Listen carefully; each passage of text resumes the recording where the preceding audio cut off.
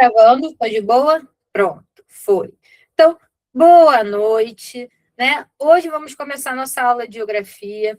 De cara já temos aqui a fotinha do nosso Milton Santos, né? 100 anos dele esse ano. Existe uma aposta muito grande de que ele vai aparecer na prova, ou de que a prova vai ter um tom ali que seja próximo, né? Principalmente a parte de geografia, que seja próximo dos conceitos ali do Milton Santos, trabalhando muito com essa parte da territorialidade, do meio urbano, do mundo do trabalho também.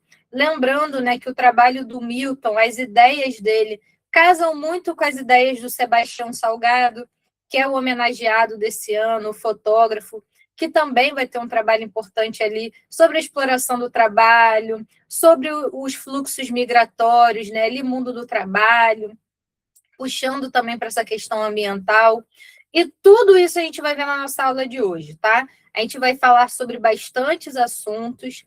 Eu trouxe questões aqui, então eu vou apontar os tópicos importantes, mas vou conversar mais ainda com vocês fazendo essas questõezinhas.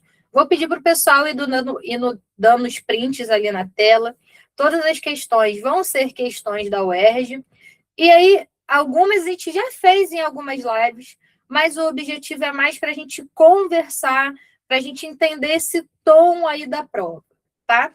Então, a prova de geografia, ela acompanha esse processo, esse tom que é da prova de humanas em si. Então, ela é uma prova que ela é interdisciplinar em si. Então, a gente vai ter uma questão de, por exemplo, dentro da geografia, que vai misturar cartografia com geopolítica, que vai misturar geografia urbana com o meio ambiente, né, que vai misturar a parte agrária com o mundo do trabalho. Então, para além da interdisciplinaridade entre geografia e história, a gente tem essas interdisciplinaridades entre os assuntos. Tanto que quando a gente vai fazendo as provas antigas, é até difícil a gente selecionar, né? Uma questão que seja só de cartografia, uma questão que seja só de agro, né? Porque as questões de geo são bem misturadas mesmo. E isso é bom, é a cara da UERJ, uma prova que ela é muito mais interpretativa. Então, professora, não vai ter nenhuma questão na UERJ perguntando para mim qual é o bioma, e eu tenho que marcar lá, Caatinga. Pode ser que tenha. Às vezes, a prova de humanas ali aparece, às vezes, uma ou duas questões de geografia mais assim, duronas, né? Para a gente achar ali qual é a nacionalidade, para a gente marcar ali um climograma, né? Ou uma pirâmide etária. Então, a gente tem uma ou duas questões ali mais classiconas, né? Mas, de modo geral, as questões de geografia são muito interpretativas. E aí eu já quero perguntar, quem aqui, quando vê um gráfico na prova, um mapa, já treme na base? Já fala, ai meu Deus, tem um gráfico. Galera, não quero ninguém desesperado com gráfico aqui. Marcele não vai ficar desesperado com gráfico, tá, galera? Trouxe questões de gráficos aqui. Gente, gráfico é atenção ali. O gráfico é a gente realmente desenhar alguma coisa. Em vez de a gente aparecer ali escritinho, vai estar desenhado no mapa, vai estar desenhado no gráfico. Eu trouxe questões com mapa. Escala não cai, tá? Não cai cálculo de escala na UERJ, tá bom? Não se preocupem com escalas, tá? Então, a parte tirando o fantasma da sala, que vai ser cartografia. Mas vou chegar lá, deixa eu concluir aqui. Então, a gente vai ter essa parte aí de interpretação de mapa, interpretação de gráfico, mas que é tranquila. A prova da UERJ não coloca super complicado para vocês. A questão das atualidades, né? O pessoal aqui do clube de assinatura, a gente fez vários, eu acho que foram 13 a Prova News, né? Durante todo esse tempo. Tá travando, gente? Tá travando para todo mundo ou só para o... Então, vamos fazer o seguinte. Gente, eu vou colocar, então, aqui o Wi-Fi, tá? Segura aí, não vai embora não. Vou trocar o Wi-Fi para a internet ficar boa.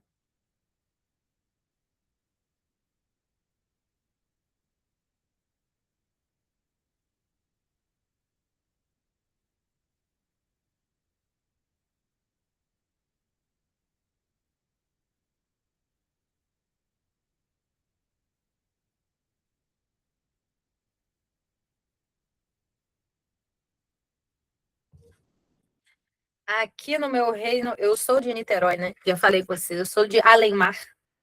E aqui no meu reino tão distante, quando fica esses períodos chuvosos assim, a internet já chia. Mas eu vou. Se eu cair aqui, eu caio e volto, tá, gente? Porque tá trocando o Wi-Fi. Aí dá um pickpock e volta.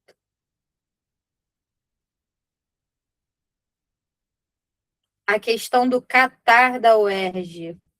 Agora você me pegou. Qual questão do Catar? Você sabe dizer o ano, Raquel? A gente vai falar de Oriente Médio hoje.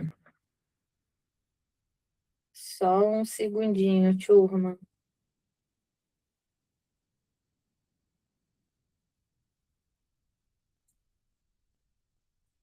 2024.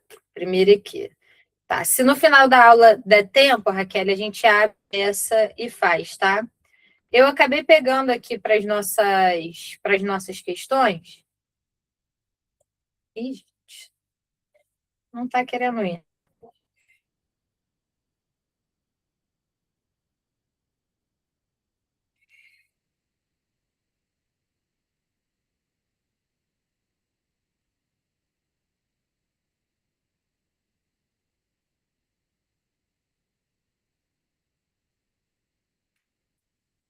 Tudo certo? Perfeito. Então vamos lá. Pessoal, vamos tentar fazer até 8h30, 9 horas, para não cansar muito exaustivamente vocês também, tá? Lembrando, pessoal, que a gente está nessa semana aí de intensivo UERJ, a gente está, tô aqui na correria para conseguir botar o mais rápido possível para vocês na plataforma. Inclusive, a aula de hoje de manhã, que vocês fizeram lá com o Anderson, coloquei na plataforma agorinha, quentinho. Nem atualizei lá no nosso grupo de assinatura ainda, mas para vocês conseguirem ter acesso. Mas vamos tentar fazer até uma 8h30, 9 horas, tá? Então, fechando aqui para a gente ir para a cartografia, essas relações, a UERJ também gosta muito de trabalhar em geografia, as oposições. Então, local, global, a gente vai ver essa parte no mundo do trabalho de liberdade versus exploração, tá? E alguns conceitos geográficos básicos que são importantes. Por exemplo, conurbação, metropolização, gentrificação, tá? Movimento pendular. Alguns conceitos assim aparecem na prova e a gente vai ver tudo isso hoje, tá? E aí, Raquel, me lembra quando estiver chegando no final da aula da questão que você quer do Catar, tá? E aí, vamos lá. Geografia física.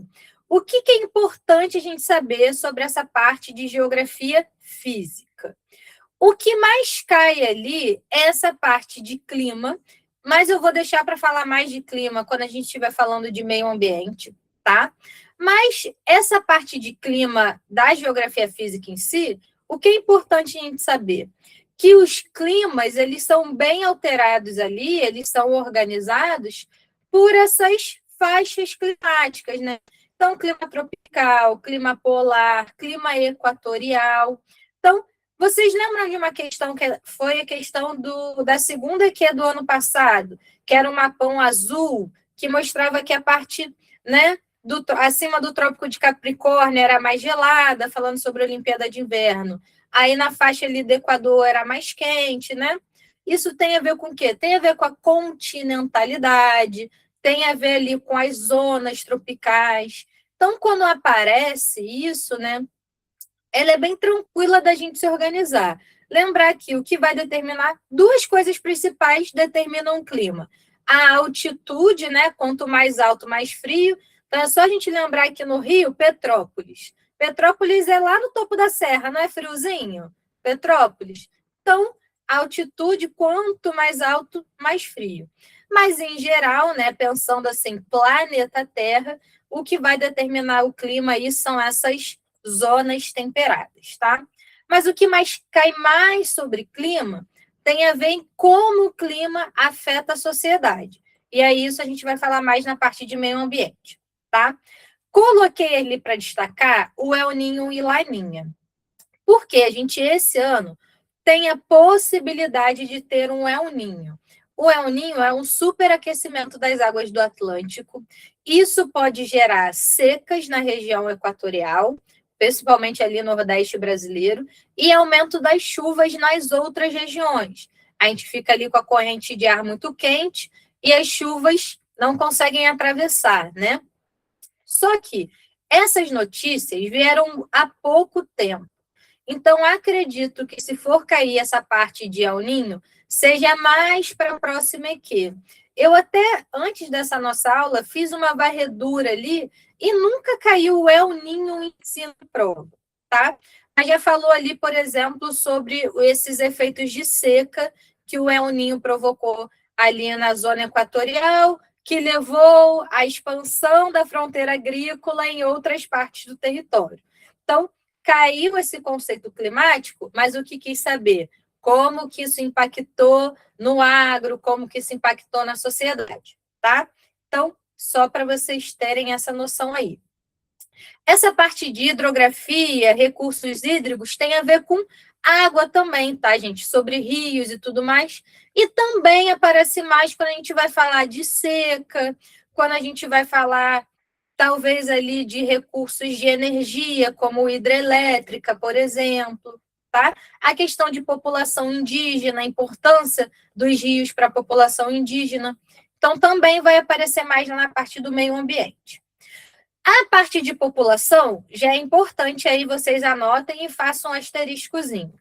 População, o que aparece muito na prova do UERJ, os fluxos migratórios. E aí pode ser tanto a parte de imigração entre os países, que a gente vai falar mais na parte de geopolítica. Então, tem uma guerra, o pessoal foge. Tem uma seca grande, o pessoal vai para outro país. Então, são os fluxos de imigração.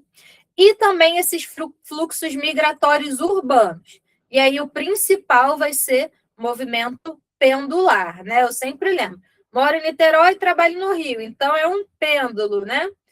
A gente vou para Niterói, atravesso a ponte, volto para o Rio. Vou e volto, né? Então, esse é o movimento que mais aparece. Esse é o primeiro slide de conteúdo, tá, Lucas? O outro foi só para a gente falar um pouquinho sobre a prova. Então, essa parte de população aparece importante. Outra coisa que tem aparecido cada vez mais na prova é sobre o processo ou de envelhecimento ou de taxa de natalidade da população. Só que o que mais aparece é o envelhecimento. Porque envelhecimento é algo que é um problema talvez global, né? Poucos países do mundo hoje têm uma taxa de natalidade muito maior do que a taxa de envelhecimento. Então, por exemplo, Brasil passa por um processo de envelhecimento, Europa por um grande processo de envelhecimento, até a China, né? A gente vai fazer questão aqui hoje. Então, vê ali pirâmide etária, esses fluxos, né, dessas idades, problemas com previdência social, tá? Então, na parte de população, que mais aparece? Migração e envelhecimento, tá? Agora, sobre cartografia. O que mais aparece aqui para a gente é a questão das distorções cartográficas, tá? Eu bato muito nessa tecla porque, realmente, a gente pegar 100 questões, 99 tem a ver com essa distorção cartográfica.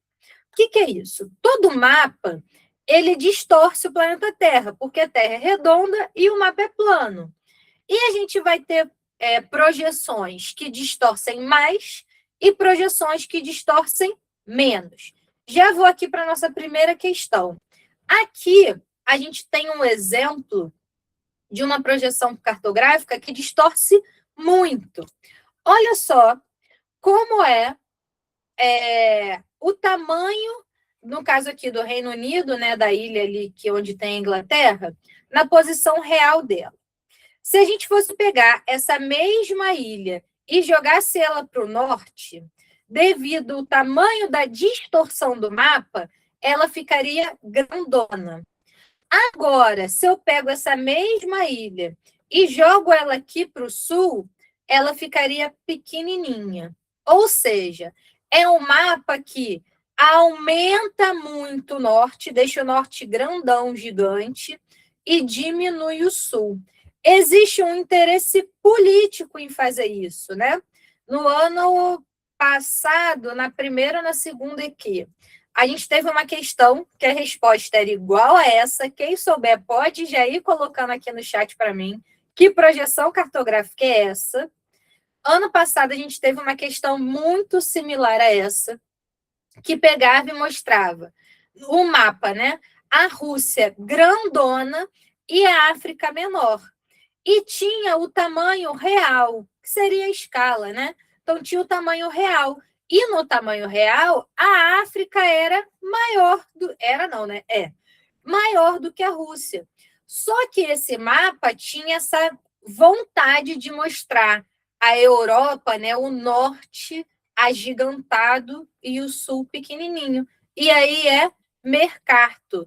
Perfeito, Davi até colocou completinho aqui, né? Visão eurocêntrica, um eurocentrismo puro que o Jacques colocou. Perfeito, né? Então, Mercator é a projeção que mais aparece ali, principalmente nesse campo da crítica política. A gente teve no ano retrasado, 2025, uma questão igualzinha a essa. A diferença é que era com o Congo. E aí mostrava o Congo no lugar real dele no mapa, o Congo no lugar como se ele estivesse na Rússia e o Congo como se ele estivesse na África do Sul. Alguém lembra dessa? Era o Congo no meiozinho, aí o Congo grandão embaixo, o Congo pequenininho, né? Congo grandão em cima e pequenininho embaixo. Igual a questão. Essa aqui é de 2018.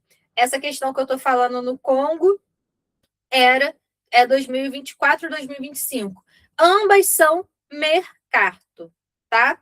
Quando a gente fala dessa distorção aí, onde a gente tem essa parte do norte muito agigantada, Mercator, tá?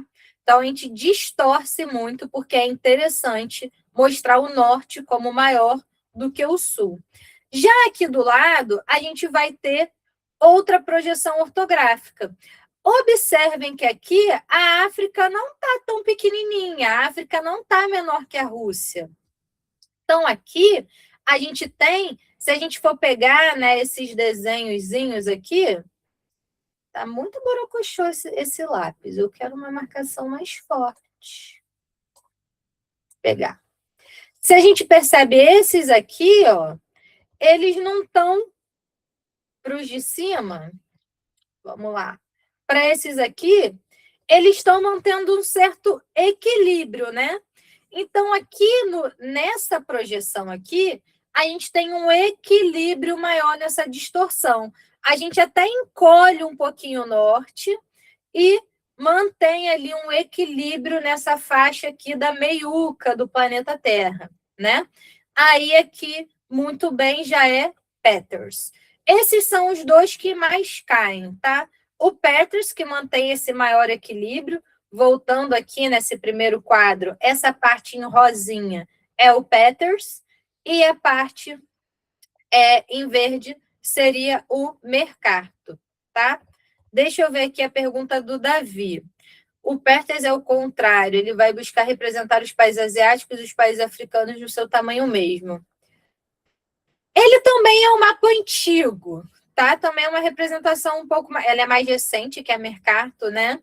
Então, pode ter a ver sim com essa ideia ali de um pós-imperialismo, mas ela tem a ver mesmo com buscar uma representação com menos distorção. Principalmente porque quanto maior, se a gente pensar, né? Quanto maior a distorção de um mapa, mais ele dificulta os cálculos. Alguém aqui conseguiu dar uma olhada no simulado 4? No último simulado que saiu lá na plataforma? Se vocês viram lá, tinha uma representação falando sobre navios ou eram aviões? Ou era navio ou era avião? Deixa eu marcar aqui a correta, para a gente não perder. Aqui a correta vai ser Peters, tá? E que tinha a representação cônica. Justamente porque na representação cônica, que ela é assim, um conezinho, a gente distorce menos, porque ele é um radar de navio.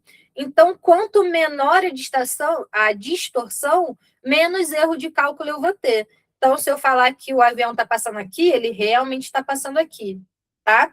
Então, vamos lá.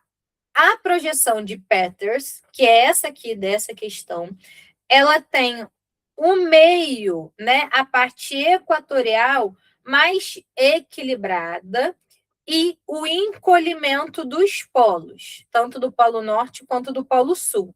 Então, ele fica esse mapa meio que ao comprido.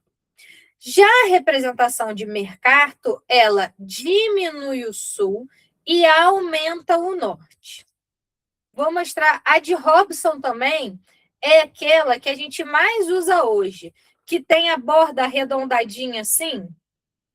A de Robson é a que menos distorce, né? Porque ela ainda mantém essa lógica de um arredondado. Então, quando a gente vê o mapa mundi hoje, que ele tem aquela bordinha redonda, ele é o de Robson, tá?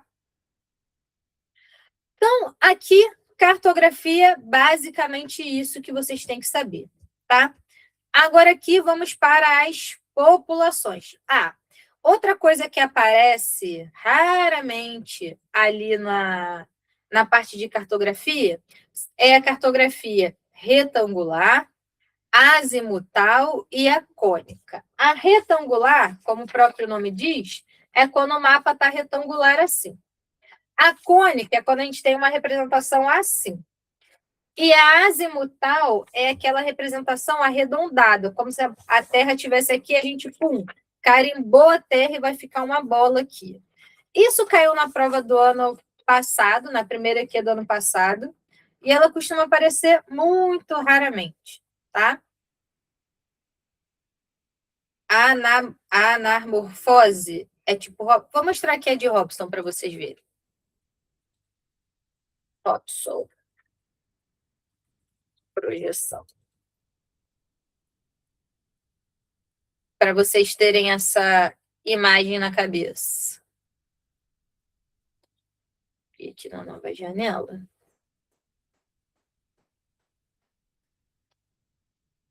Só mostrar aqui rapidinho. Robson. Então, Robson, essa aqui. Tá vendo que as próprias linhas de latitude delas são de longitude delas são assim, arredondadinhas? O mapa tem essa coisa mais boleada, mais arredondada. Isso respeita a forma da Terra, né? A Terra é arredondada. Então, quando a gente mantém isso, a gente também distorce menos. Por exemplo, quando a gente vai pensar no fuso horário, se a gente pega um mapa assim, ó, quadradão, a gente acaba tendo dificuldade para mapear o fuso horário certinho, né?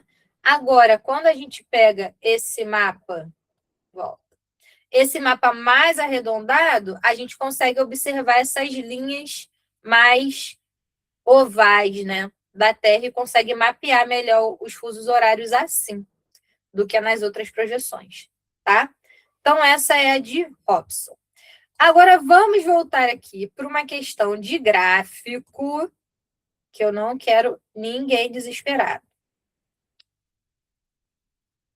Robson é o mais comum, né? O que a gente mais vê. Vamos lá. Vamos para esse gráfico aqui. Projeção da variação absoluta da população em idade de trabalho. Então, o que esse mapa está mostrando aqui? Está mostrando para a gente as regiões onde a população, numa faixa etária de trabalho, vamos botar ali com 30 anos, onde a gente vai ter uma população com 30 anos crescendo, onde a gente vai ter uma população com 30 anos diminuindo, tá? Então, aqui a gente está falando o quê? De envelhecimento. No mapa, o que está em azul é aumentando, O que está em vermelho é diminuindo. Então, a gente consegue observar aqui, ó, que na região de África, na região de Índia, a gente ainda tem uma taxa de natalidade alta. A gente ainda tem muita gente nascendo, tá? Então, mais gente nascendo do que a gente morrendo. Então, aqui, a gente vai ter ali esse aumento da população. Aqui, parte de América e América Latina também. Já em vermelho, né, laranja, a gente tem onde a população está envelhecendo, onde a gente tem cada vez menos população em idade de trabalho. Ó, o Brasil está amarelinho, então o Brasil está envelhecendo. Olha a China é o que mais está envelhecendo. E aí fala para mim, a visão que a gente tem da China é de uma China com pouca gente? Fala para mim, sim ou não? Não, né? E por que não? Porque esse processo de envelhecimento da China é recente. Ó, o mapa mostra aqui que isso, inclusive, é uma previsão para o futuro, de 2023 a 2050. Mas o que a gente já sabe? E a UERJ demanda isso de vocês, de que vocês estejam atualizados. O que a gente sabe? Que hoje a Índia ultrapassou a China na maior população do mundo. Enquanto a Índia está fazendo criança, a Índia não para de fazer menino, a China está regredindo.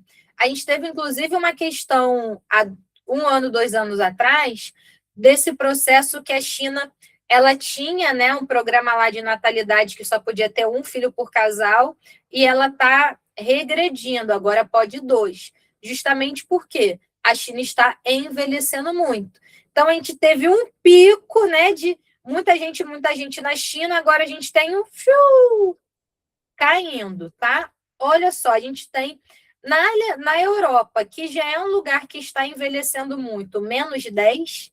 Na China, a gente está menos 216. Então, a gente tem uma queda brusca. E aí, o que a questão vai querer da gente? Um mapa. E aí, fala para mim, quais são os únicos 2 mapas que têm uma queda? Eu quero queda. Coloca aqui no chat para mim. Quais são os 2 mapas que a gente tem queda? A e C. Perfeito. A gente tem queda no A e a gente tem queda no C. Ó, ela quer para gente a curva de crescimento populacional correspondente ao maior decréscimo. Se ela quer o decréscimo, a gente tem que ver o que está para baixo. Então, ó, B está subindo, já era. D também está subindo e equiparado, já era. Agora vamos lá. Ele quer o maior decréscimo. Qual é o gráfico que a gente tem uma curva mais hard, mais descendo?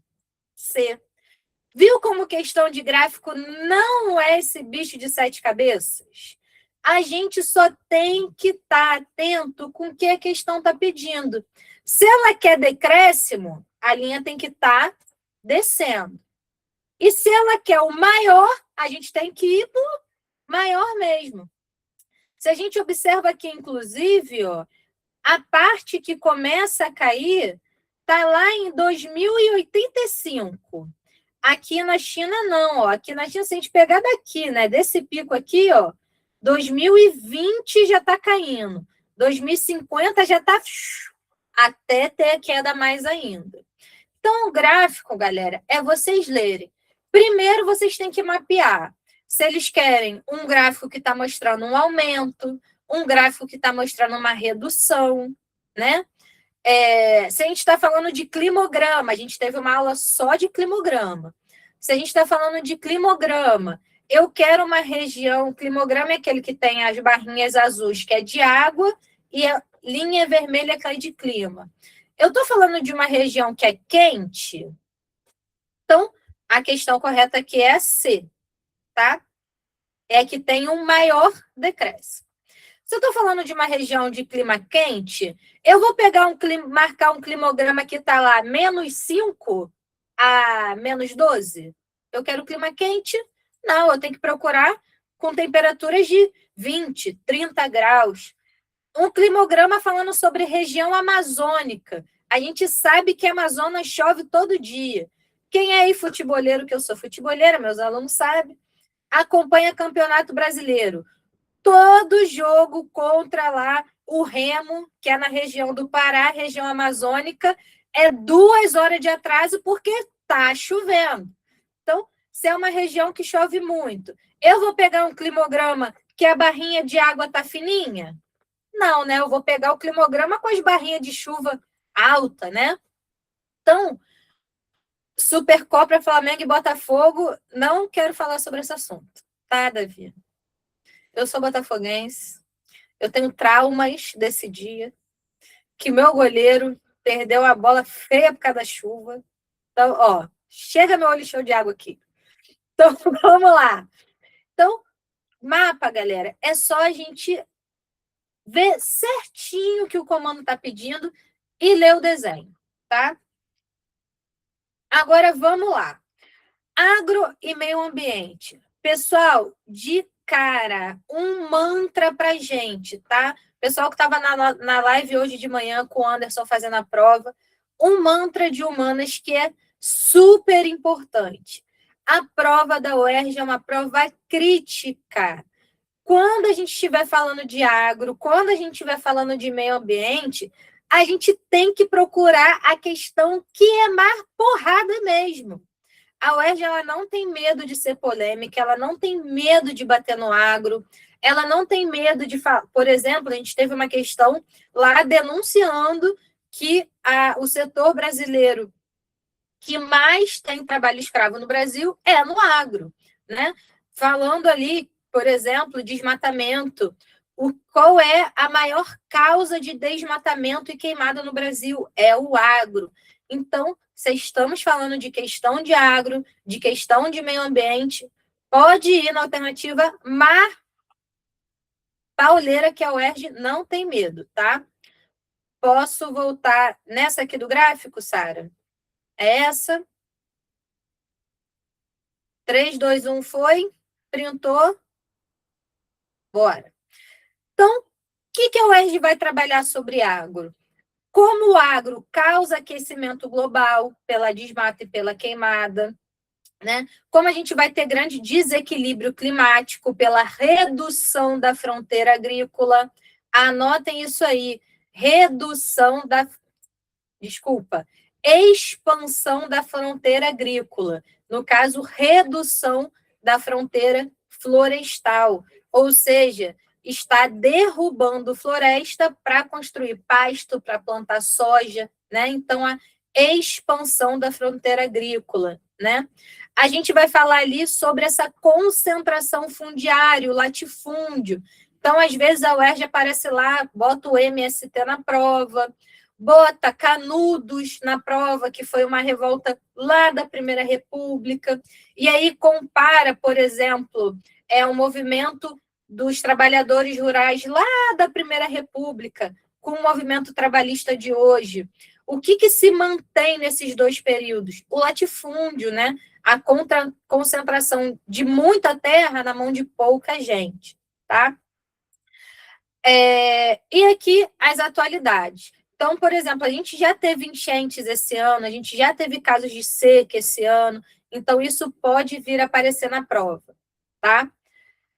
E essa parte de povos indígenas também, já vamos fazer uma questão sobre isso. Vamos lá concentrar mais agora na questão.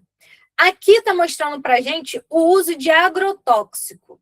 E aí, falando aqui, né, o quanto o agro prejudica, né, o solo, prejudica a natureza pelo uso de agrotóxico. E aí, vamos lá. Quais são ali os 4 cultivos que mais usam agrotóxico? Soja. E aí, pensar, brasileiro come soja? A gente come soja, gente? E aí, sim ou não? Vocês comem soja no dia a dia? Não, né? Eu já fui vegana por 6 anos, comi muita soja, mas não era o suficiente para comer a soja do agronegócio, do agro brasileiro. Então, soja é um produto principalmente para exportação, muito usado para fazer ração, tá? Cana de açúcar, ela é muito usada na parte do etanol, tá? O milho e o algodão também são muito exportados no Brasil, tá? Então, vamos lá. Aqui, café, que aparece como relevante, também é um produto de grande exportação brasileira. E aí, vamos lá. Uma característica econômica comum aos 4 principais cultivos brasileiros, nos quais os agrotóxicos são mais utilizados, é o quê? Bom, eu já dei uma dica boa aqui para a gente resolver essa. Mas vamos ver as outras. Pessoal, vamos lá. Chegamos nessa prova, chegamos com gráfico, né? E aí vamos pensar. A soja, ela é feita por agricultura familiar no Brasil? E aí? É a agricultura orgânica, então ela não desconcentra a nossa propriedade, né? Davi botou aqui, não! A agro, então, a soja, principalmente aí, né, que é o primeirozão, ela é de latifúndio, tá? Então, não é desconcentrar. Desconcentrar são pequenas famílias, tá?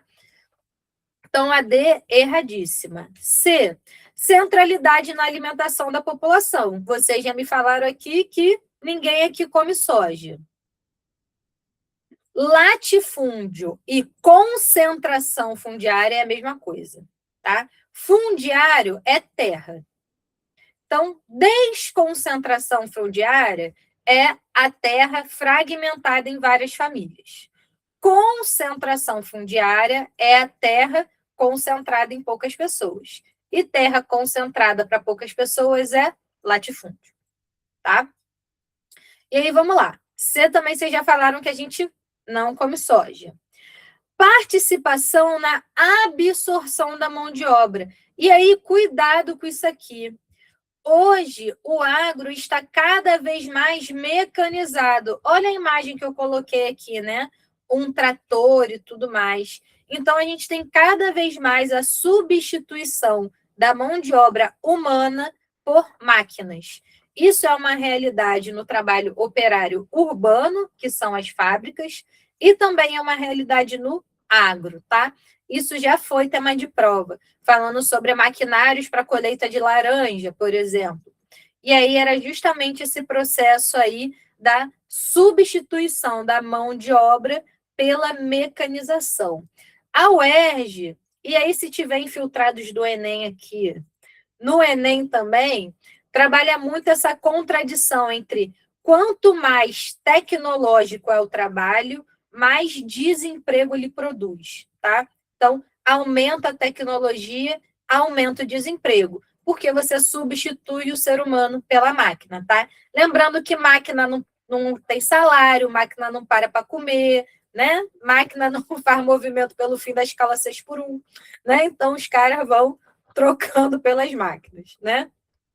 Sobrou para a gente a letra A, relevância na pauta da exportação.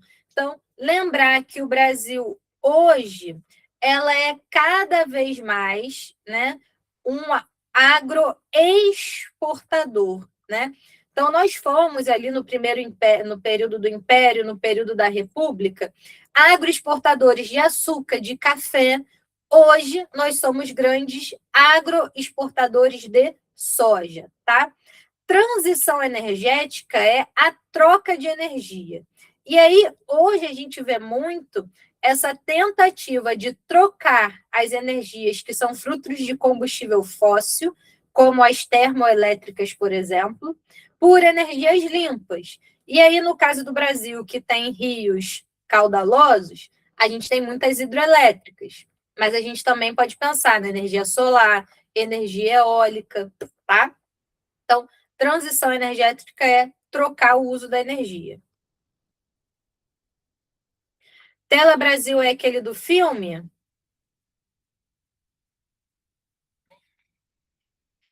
Eu acho que tem chance de cair o Mac Livros, porque ele é mais anterior. O Tela Brasil eu acho que foi da semana passada, não é? Que ele entrou. E aí a prova já está feita, impressa, guardadinha, né, para vocês fazerem.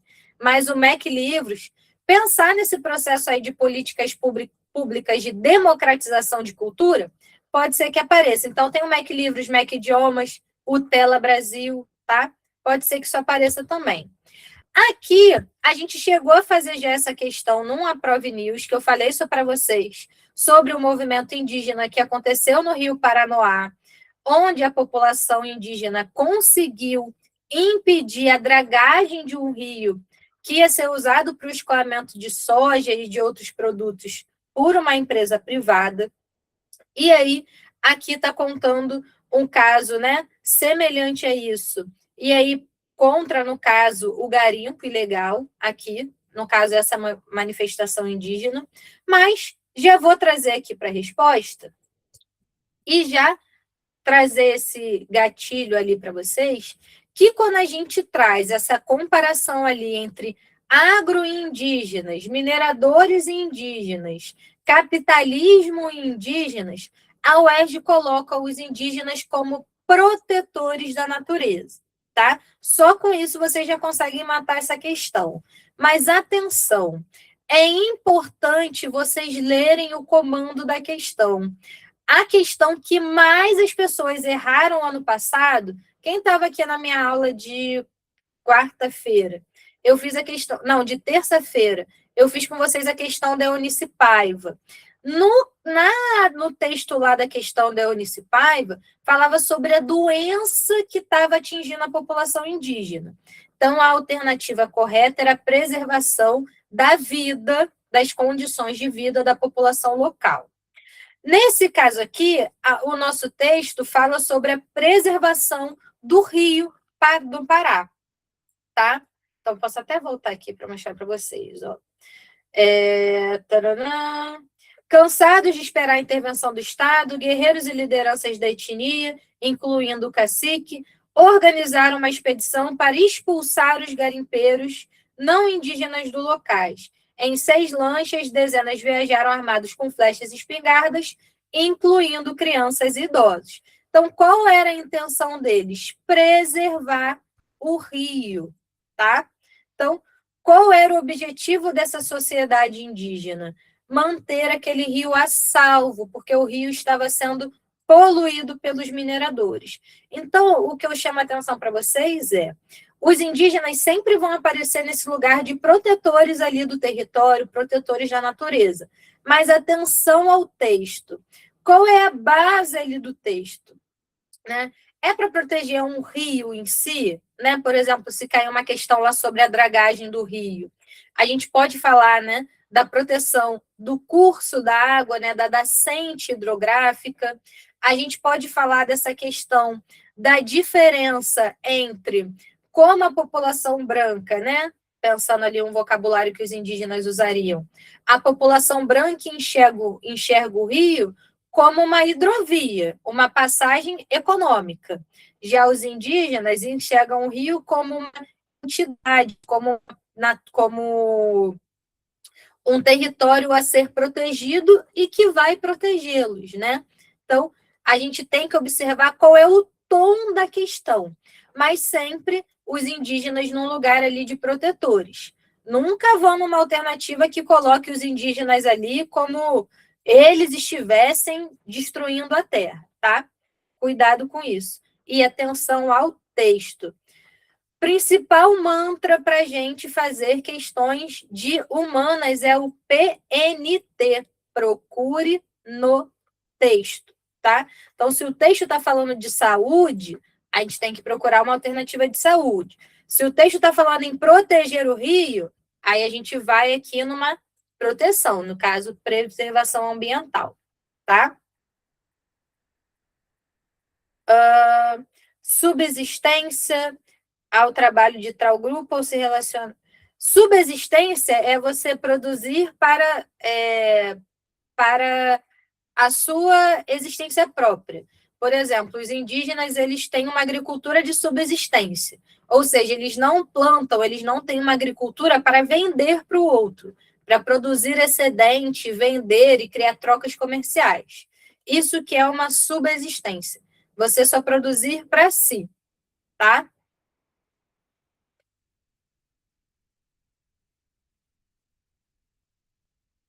Os indígenas são protetores da natureza. Então, você preservar, né, demarcar o território indígena, você está protegendo a natureza, tá? E aí, vamos lá. Aqui, no caso, a gente trouxe exemplos ali do agro, né, da soja, dos indígenas. Agora vamos para a parte ambiental urbana. A gente vai trabalhar ali na UERJ, é muito comum aparecer tragédias climáticas que aconteceram no ano. Aqui, por exemplo, a gente vê, ó, para evitar novos flagelos. Os eventos extremos de curta duração, como chuvas intensas que caíram em São Paulo e outras cidades brasileiras com suas trágicas consequências, vão se intensificar com a mudança climática em curso há décadas. E aí, chama a atenção para você aqui de cidades.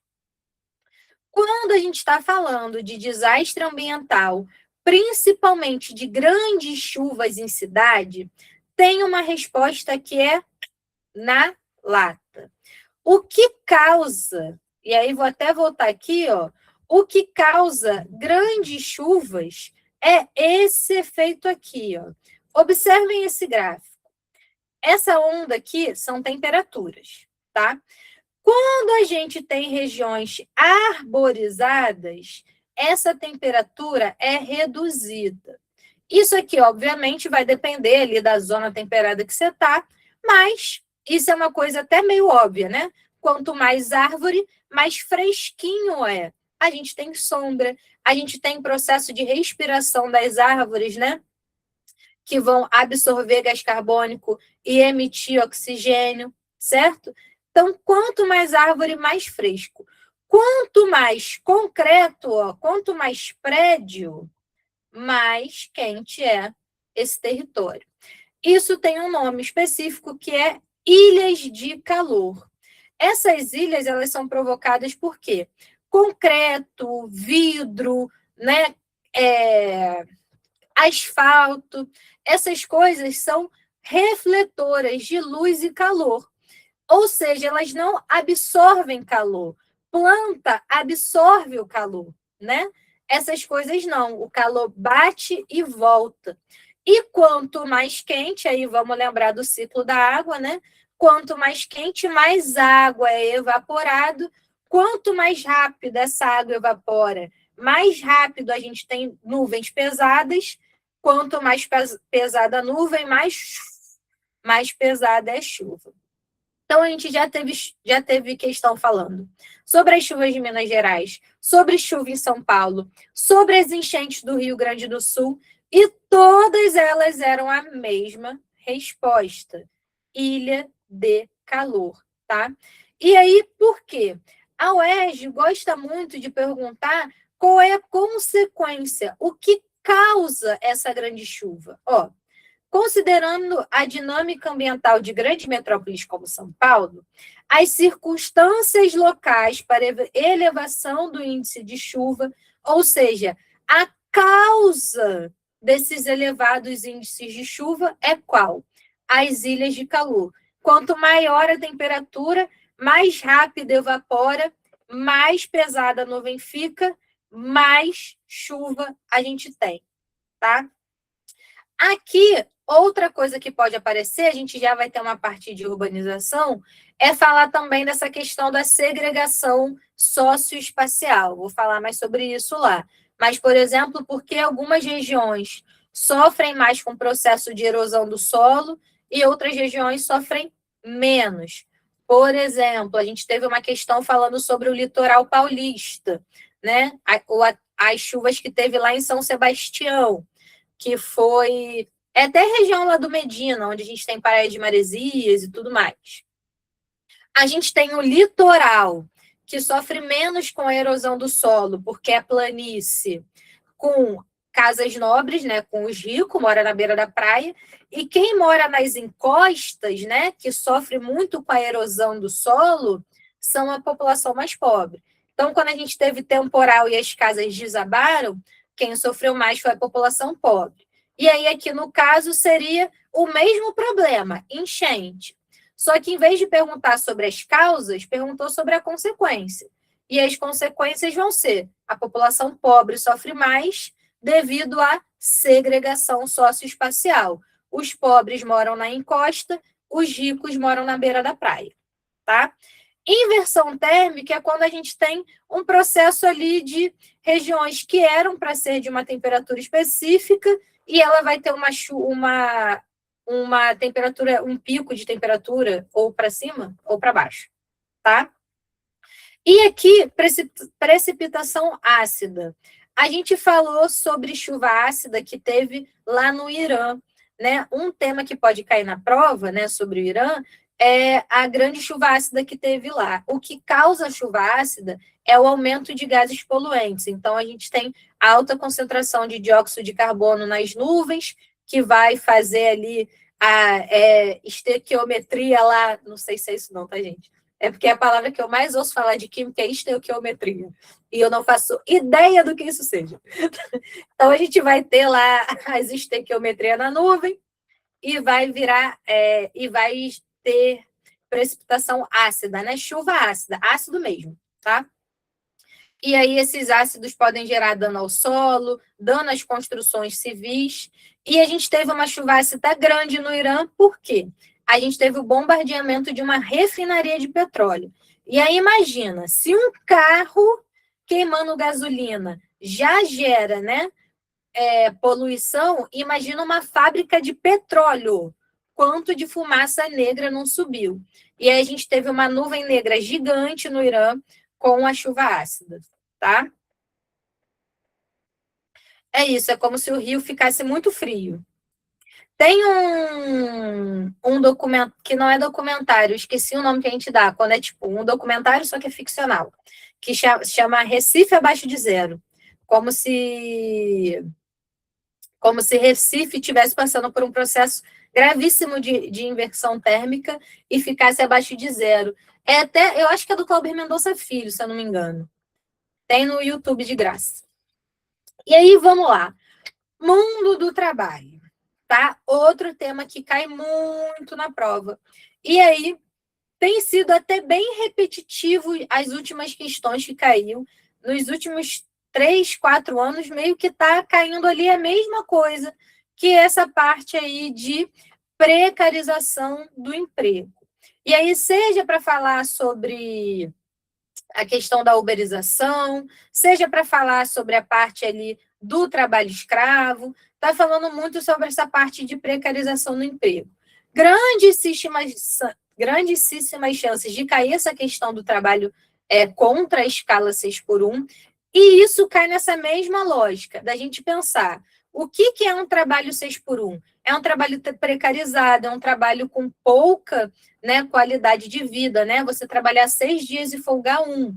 As pessoas que querem o fim dessa escala, né, para uma escala 5x2, é dar o mínimo de dignidade para as pessoas, dar uma boa qualidade de vida, né? Então, nesse campo. O que a UERJ gosta muito de trabalhar nessas questões? Trabalhar contradições de discurso. Então, a gente vai ter ali, por exemplo, ano passado, a gente tinha um texto falando sobre a contradição da lógica do empreendedorismo. Então, dizendo, né, os Uberes, os entregadores do iFood, são empreendedores de si mesmos, eles são os próprios patrões. Mas o que isso causa na realidade? Causa uma autoexploração, jornadas de trabalho grande, nenhum tipo de seguridade. Então, se você sofre um acidente durante o seu trabalho, você não tem nenhum tipo de seguro, né? Trabalho, seguro-saúde. Então, essa troca entre a liberdade e um trabalho mais precário. Ah, você não tem que bater ponto. Tá, mas se você não ficar 14 horas rodando de bicicleta, entregando quentinha, você não tem um mínimo de comida de dinheiro para pagar sua comida, né? Então, a UERJ também trabalha muito nesse campo. E aí, olha só essa questão aqui. Por que 1 hora para o almoço é possível comer um sanduíche sem interromper o trabalho?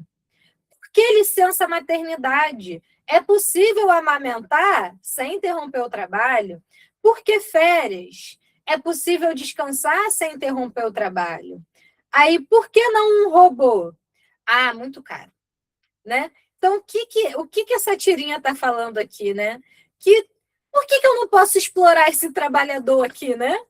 Porque fazer um robô ia ser muito caro. Então, eu prefiro ficar explorando essas pessoas. E aí, pessoal, vocês conseguem, né, olhando aqui nas alternativas, me dizer o que é horário de almoço, licença maternidade, férias, escala de trabalho organizada, salário mínimo? O que são essas coisas, né? Essas coisas são, perfeito, Malu, são direitos. Direitos que o trabalhador tem. Então, são direitos trabalhistas, faz parte lá da nossa CLT, Consolidação das Leis Trabalhistas. A gente pode ter uma questão aí sobre Vargas, comparando, né, a CLT lá de 30 do Vargas, no caso de 40, né? A CLT de 42. A CLT com essa uberização, essa plataformização, como o Davi falou aqui, né, no nosso chat. A gente pode ter esse comparativo. E aí, vamos lá. Qual é a contradição estabelecida aqui? A contradição é, ele não quer dar direitos e ele também não quer ter o robô. Qual é a alternativa que melhor fala sobre isso? Lá na B, ó. Restrição, perfeito, Malu. Restrição de direitos, ou seja, não quero dar direitos, ao mesmo tempo que eu também estou ali no processo de enfrentamento com a modernização da tecnologia, tá? Então, essas são as duas coisas que a tirinha traz. Em geral, quando a gente tem uma tirinha, uma charge, eles pedem isso da gente, tá? Qual é a contradição? Qual é a ironia? Qual é a sátira, né? Então, teve um ano que caiu uma tirinha que era do cara carregando uma charrete escrito Uber, né? E aí o cara de óculos escuros, não sei o que, escrito Uber. E qual era a tirinha? Essa glamorização de um trabalho precarizado. Então, eu tenho cara de gravata, de óculos, pá, carregando uma charrete, né? Então, glamorização do trabalho precário. Era a tirinha, né? Teve esse texto que falava do empreendedorismo, pediam para vocês marcarem qual era o trabalho que mostrava a contradição do texto. E a resposta correta era os entregadores da Amazon. Tinha um pessoal no laboratório, tinha um pessoal, eu acho que trabalhando numa fábrica, e a resposta correta era os da Amazon. No caso, qual é o problema da uberização e da plataforma? Eles não são considerados trabalhadores, né? O motorista da Uber, ele não é um funcionário da Uber, né? A Uber é apenas uma plataforma que faz a ligação entre o empreendedor, né, entre o motorista e o passageiro. Mas o entregador do iFood, ele não é funcionário do iFood, tá? Então, eles são parceiros, exatamente. É o motorista parceiro, é o entregador parceiro, né? São contratos ali de trabalho informal, né? Lembrando, trabalho formal é trabalho CLT, carteira assinada. Trabalho informal é o trabalho que não é CLT. Então, é o motorista, é o PJ, é o camelô, tá? São trabalhos informais. Pessoal, alguém tem alguma palavra dessas aqui que não conhece? Como salubridade, por exemplo, especulação financeira.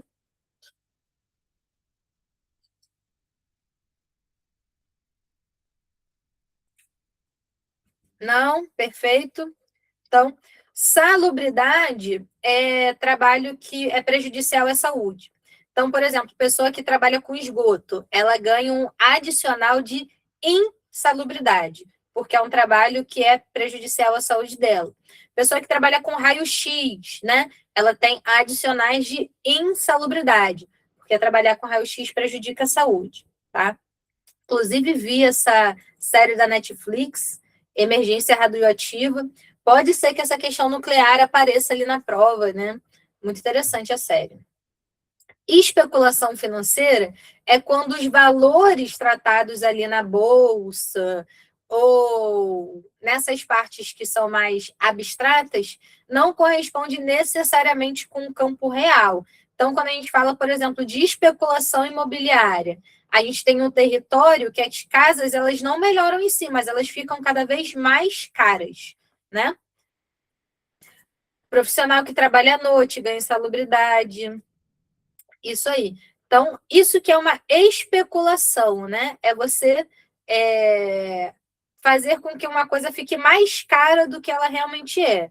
E aí pode ser um valor na bolsa, pode ser uma moeda, né? O dólar, a especulação sobre o dólar ficar mais caro do que ele realmente é. Por que que não é a D? Racionalização da exploração e especulação financeira. Racionalização da exploração até poderia ser, porque aqui ele está, né, racionalizando. O trabalhador não precisa comer, o trabalhador não precisa parar. Mas especulação financeira não aparece aqui na tirinha. Ele não fala se esse trabalho está mais caro, está mais barato, se o salário está pagando pouco ou se o salário está pagando muito, se ele está lucrando muito, se ele está lucrando pouco, tá? Ele traz essa coisa do o robô. Ah, não, o robô não, porque é caro, tá? Mas ele não especula os valores, tá bem? Então, ele fica fora do contexto da tirinha. Agora eu trouxe essa questão aqui, uma questão bem facinha da gente fazer, mas porque é uma questão que fala sobre as mulheres. Grandes chances de aparecer alguma coisa relacionada às mulheres esse ano. A gente teve, né? A gente está tendo um processo aí de pesquisas, né, mostrando o aumento dos índices de violência contra a mulher em todas as instâncias, da instância, né, do emprego, da violência psicológica até feminicídio, abuso sexual. Então, pode ser que apareça algo diretamente sobre essa questão da violência, como já apareceu outras vezes na prova, como pode mesclar essa questão das mulheres com outras coisas, como o mundo do trabalho, por exemplo. E aqui é uma questão que está falando sobre o dia 8 de março, falando que o 8 de março não é uma data comemorativa, é uma data que ela foi escolhida em homenagem às mulheres trabalhadoras, mulheres que fizeram greves, né? Então, a raiz do Dia Internacional da Mulher, fala aqui, né?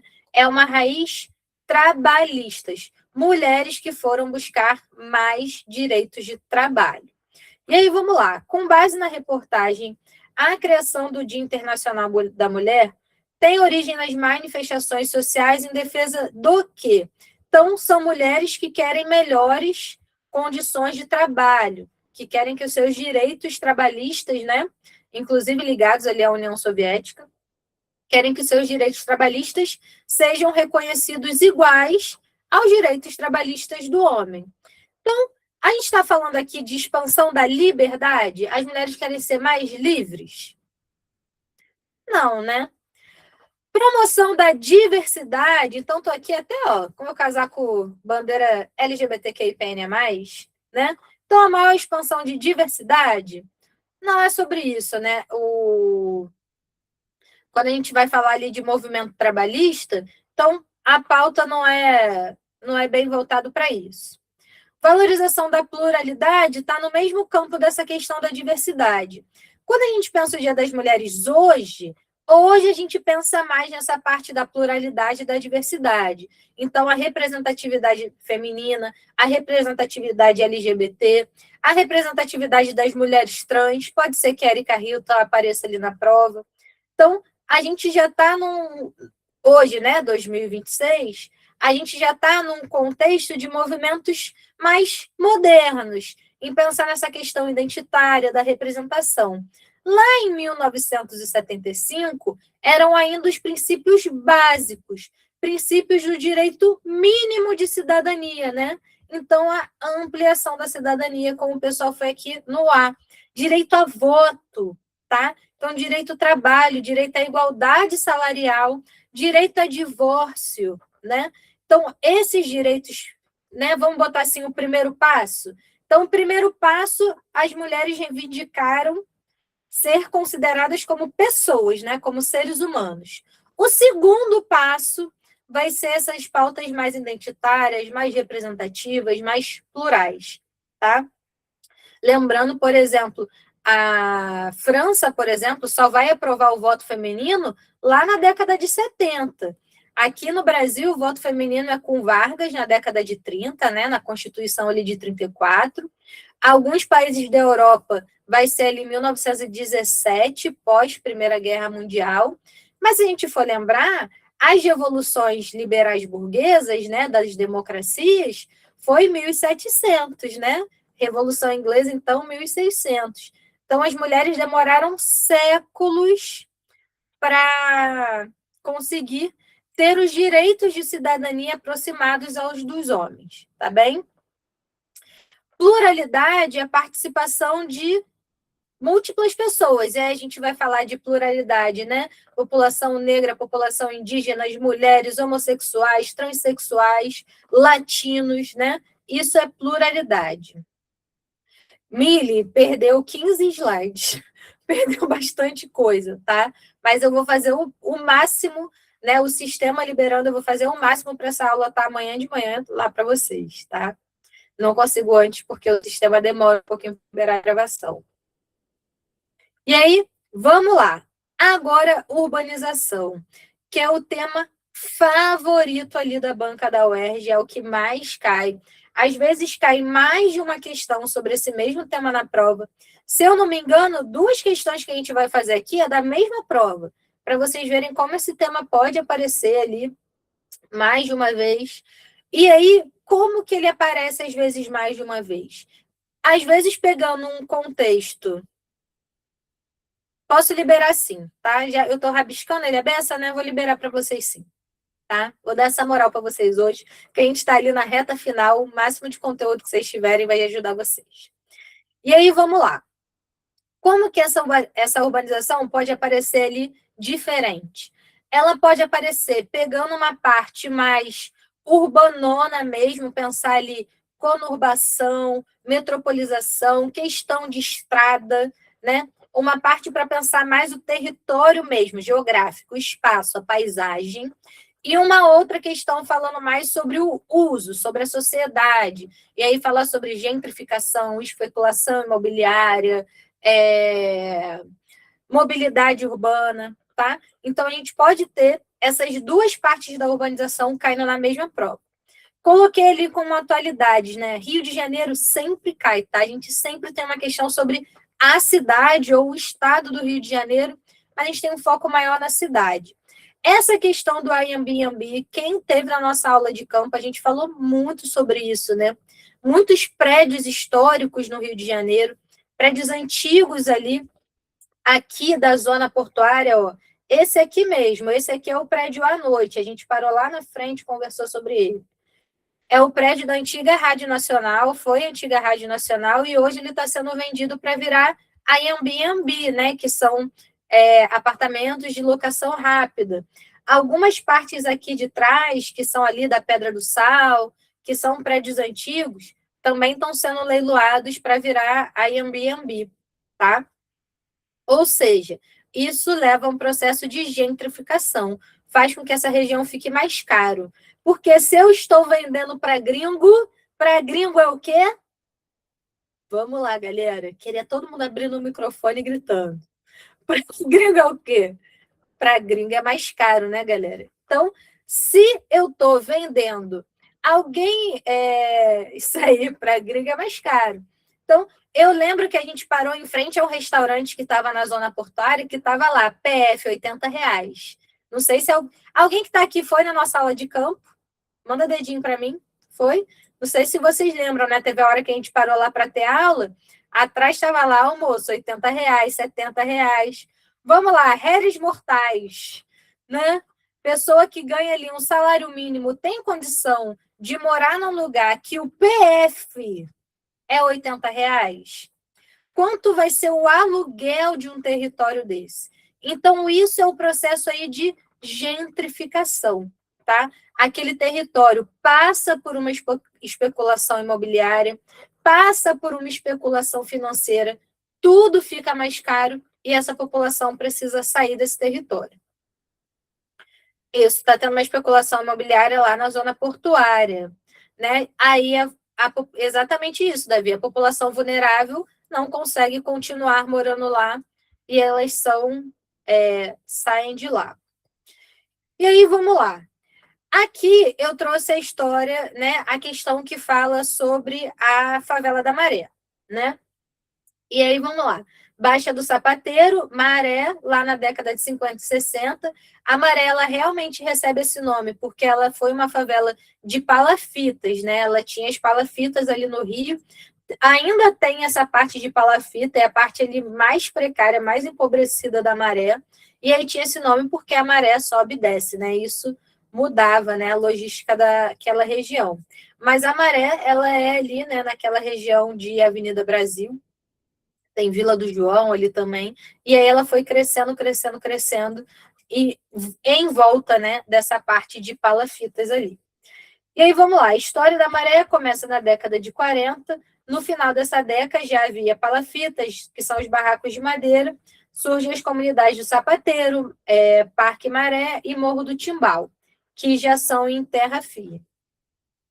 A construção da Avenida Brasil em 46 foi determinante para a ocupação da área, que prosseguiu pela década de 60. Nos anos 60, um novo fluxo de ocupação teve início, quando moradores da Praia do Pinto, Morro da Formiga, Favela do Esqueleto, a gente já fez questão sobre a Favela do Esqueleto aqui, que é onde é o ERJ hoje, perto ali da região da Mangueira, foram desabrigados, né? E os desabrigados na margem do rio Fari. Então, essa população pobre que foi removida dessas outras favelas foram morar lá na região da Maré. Então, vamos lá, o início da década de 80, quando a Maré das Palafitas era símbolo da miséria nacional, marca a primeira intervenção do governo com o Projeto Rio, que previa o aterramento e a transferência dos moradores da palafita para os prédios, para as construções pré-fabricadas. Então, a gente está falando aqui de diferentes fluxos dessa população pobre do Rio de Janeiro para essa região.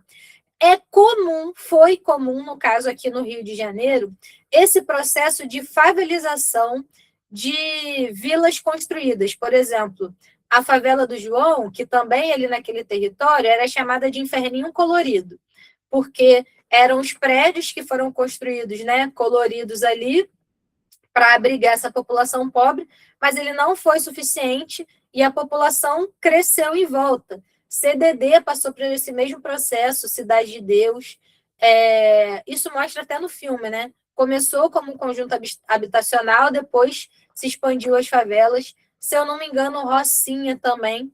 Então, o que a gente está falando e o que a Avenida Brasil também tem a ver com isso? Quando a gente constrói a estrada, a gente facilita tanto o acesso a essa região quanto o deslocamento dessa população. Então, antes da Avenida Brasil, era meio inviável você morar na Maré e trabalhar no centro do Rio. Com a Avenida Brasil, linha vermelha, linha amarela, você facilita o acesso do Complexo do Alemão, Manguinhos, enfim, essas favelas ali da Avenida Brasil com o centro, né? Você facilita esse processo. Mas vamos ver ali como é que era, o que a questão quer da gente. Composta hoje por 16 comunidades, a Maré é o maior complexo de favelas do Rio de Janeiro. Sua história, em parte, está relacionada com as transformações na cidade entre meados do século XIX e o momento atual. Considerando tais transformações e a análise da foto, o texto permite concluir que a história da Maré está marcada pelo seguinte processo urbano. Então, o que a gente vê aqui? Etienne falou que morou no Complexo da Maré na década de 70. Então, você chegou a ver essa parte ainda, a maré menor, né, do que é hoje. Então, o que a gente tem aqui na foto e no texto? A gente está falando que a maré era pequena, que a maré era uma região de palafita e que a maré, boom, cresceu, ficou cada vez maior, ocupando cada vez mais aquele território ali. Chegou a ocupar lá as palafitas. Hoje a Maré ela é bem maior, tem vários projetos, né, sociais ali na Maré. Tem Museu da Maré, Escola da Maré, né? Vários trabalhos interessantes lá. Mas ela começou com esse processo aí que a Etienne conheceu das palafitas. Então, vamos lá. Marcele colocou aqui C, expansão de habitações populares em espaços desvalorizados. Aqui tem uma ótima questão. E sabe o que marca mais a gente isso? O que marca mais ainda a CEC? Isso aqui, ó. Morro da Formiga, Favela do Esqueleto, Praia do Pinto. Essas favelas que foram desabrigadas, elas eram em regiões nobres do Rio de Janeiro. Por exemplo, a favela do Esqueleto era ali na Zona Norte, onde a gente tem, por exemplo, Mangueira, era vizinha ali da Mangueira, perto de onde hoje é o UERJ do Maracanã, onde vocês irão estudar no ano que vem, porque todo mundo vai tirar conceito A e vai ser aprovado na UERJ. Então, todo mundo estudando lá onde era a antiga favela do Esqueleto, né? Fora o pessoal que vai para vir para São Gonçalo e por aí. Essas regiões eram as regiões nobres da cidade. E ela, principalmente durante a ditadura militar, lá no livro do Ainda Estou Aqui, tem uma passagem que fala, né, de incêndios que aconteceram em favelas lá em Copacabana, que tinha como esse objetivo tirar as favelas da zona nobre do Rio e jogar essa galera para essa parte aí de Avenida Brasil, Baixada. Nessa época foi construído Vila Kennedy, tá? Senador Camará, com esse objetivo mesmo, Santa Cruz, de tirar a população da Zona Nobre e mandar para essas áreas que são desvalorizadas. Então, aqui a gente está muito na C, tá? Que é esse deslocamento da população. Essa parte da integração das vias de transporte em logradores periféricos, ela é até interessante porque ela chega a falar ali da Avenida Brasil. Só que a questão não é sobre a Avenida Brasil, é sobre o Complexo da Maré. Então, cuidado. Se a questão tivesse perguntando qual era a importância da Avenida Brasil para o crescimento da maré, aí a resposta seria B. A gente estaria integrando esses logradores periféricos ao centro da cidade. Mas a questão não é sobre a Avenida Brasil, é sobre a maré. E aí, o crescimento da maré se dá pela expansão das habitações populares nesses espaços desvalorizados, principalmente com o deslocamento dessa população de favelas de região nobre para as regiões mais pobres. Tá? Conurbação, já vou falar já na próxima questão. Os candangos, né? Os candangos muito ligados com a população que viajou do Nordeste para Brasília, né? Os nordestinos, os nortistas, para trabalhar na construção civil. E aí essa população mais empobrecida vai morar nas áreas periféricas. Até hoje existe favelas, né, nas regiões nobres, né? E aí vamos fazer questão sobre isso, inclusive já. Agora, olha só essa questão que interessante. Essa questão é a cara do Milton Santos, tá? E tem totalmente a ver com isso que a Alice falou aqui, da gente ainda ter favelas, principalmente Rio de Janeiro. É muito marcado isso de dentro dos bairros nobres, a gente ter regiões mais empobrecidas. A gente fez a questão sobre aquele filme Era Uma Vez no Rio de Janeiro, que é do Tiago Martins, que ele mora no Vidigal e se apaixona por uma menina de Ipanema. Então, no Rio, a gente tem muito isso. E aí, vamos lá. Olha só esse texto, fronteiras reais. E aí, cuidado, não é uma questão de cartografia, apesar de parecer. As fronteiras reais desrespeitam as fronteiras cartográficas e geopolíticas e serpenteiam pelo mundo, dividindo povos e classes. Então, o que o texto está falando aqui? Que a fronteira real é aquela segregação socioespacial. Aqui a gente tem uma questão sobre territorialidade. Ou seja, como o território é usado. E aí acaba falando muito sobre segregação socioespacial. Ou seja, o que o texto está falando aqui? Que a fronteira mais importante Não é a fronteira que vai delimitar o que é Zona Sul e o que é Zona Norte. A fronteira mais importante é que vai determinar aonde a luz chega com qualidade e aonde não tem luz. Aonde tem esgoto, aonde não tem esgoto. Aonde a gente tem arborização e aonde a gente não tem arborização, tem telha de amianto quente, né? Essas são as fronteiras reais, são as fronteiras de segregação socioespacial. E aí fala para mim, galera, o famoso racismo ambiental. Qual dessas imagens mostra uma fronteira que marca uma segregação socioespacial? A gente tem fronteira real, mostrando o Brasil de um lado, a Argentina do outro, o Paraguai do outro. A famosa tríplice fronteira, onde a gente teve a Guerra do Paraguai. Aqui, na B, a gente tem uma estrada que tem um muro dividindo um lado do outro. Pode ser que de um lado seja México, do outro os Estados Unidos. Aqui a gente tem também... Agora, essa bandeira desses países árabes aqui me pegou. Eu sei que é árabe, mas agora eu não vou saber dizer exatamente o qual. Aqui na D, sim, a gente tem essa segregação socioespacial. A gente tem, ó, essa foto aqui é clássica de livro de geografia para falar, né, sobre segregação socioespacial. Um condomínio, né, um prédio todo bonito.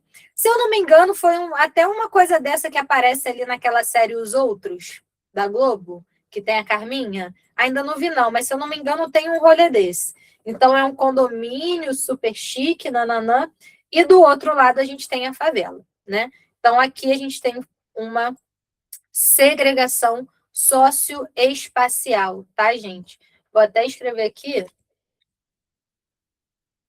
Segregação socioespacial. A gente tem muitas questões falando sobre isso, tá? E aí pode ser assim, ou um texto, e aí vocês têm que identificar, né, a questão, ou identificar a imagem, ou falando uma situação ali, ou urbana, né, que acontece, e vocês vão ter que encontrar o socioespacial, tá? Se passa em Paraisópolis. Agora, aqui, conurbação. Alguém tinha me perguntado sobre conurbação. E aí, vamos lá. Considere as sequências de mapas a seguir que apresenta a expansão da mancha urbana na cidade do Rio de Janeiro e seu entorno em 5 momentos diferentes, tendo como base a divisão municipal. Já vou adiantar aqui que a questão vai pedir para a gente o período de formação das áreas conurbadas que caracterizam a metropolização fluminense. Conurbação é quando a cidade cresce de uma forma onde a gente não consegue separar bem uma coisa da outra. Então, Rio e Niterói não, porque tem a Baía de Guanabara no meio, mas, por exemplo, Niterói e São Gonçalo, Rio de Janeiro para a Baixada Fluminense. É claro para a gente onde se divide ali o Rio de Janeiro de Duque de Caxias, de Nilópolis. Não, né? Meio que tudo uma coisa só.